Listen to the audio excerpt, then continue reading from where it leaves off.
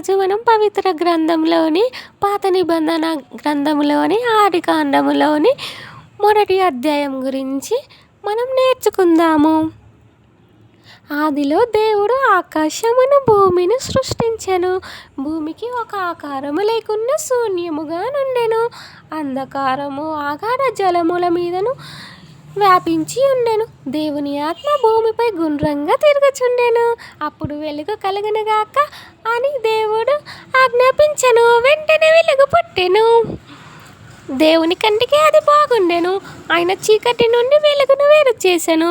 వెలుగునకు పగలు అని పేరు పెట్టెను. చీకటికి రాత్రి అనియు పేరు పెట్టెను. అంతటా సాయంకాలం గడిచి ఉదయమాయెను. అది మొదటి రోజు. నీటి నడుమ ఒక కప్పు ఏర్పడి దానిని 2 భాగములుగా విడదీయునుగాక అని దేవుడు ఆనతి ఇచ్చెను. ఆ ప్రకారమే జరిగెను. ఆపై నీటి నుండి క్రింది నీటి నుండి వేరు చేయు గుండ్రని కప్పును దేవుడు నిర్మించెను. ఆయన ఆ గుండ్రని కప్పును ఆకాశము అని పేరు పెట్టెను. అంతటా సాయంకాలము గడిచి ఉదయమాయెను.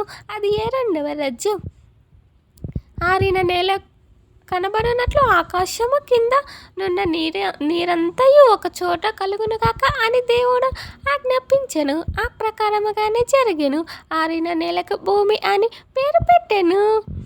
నిలిచిన నీటిని సముద్రం అని పేరు పెట్టెను. దేవుని కంటికి అది బాగుండెను. గట్టిని గింజలనిచ్చు మొక్కలను, విత్తనాలున్న పండ్లను నిచ్చు చెట్లను, అన్ని రకముల వానిని భూమి మొలిపించునుగాక అని దేవుడు ఆనతిచ్చెను. ఆ ప్రకారముగానే జరిగెను.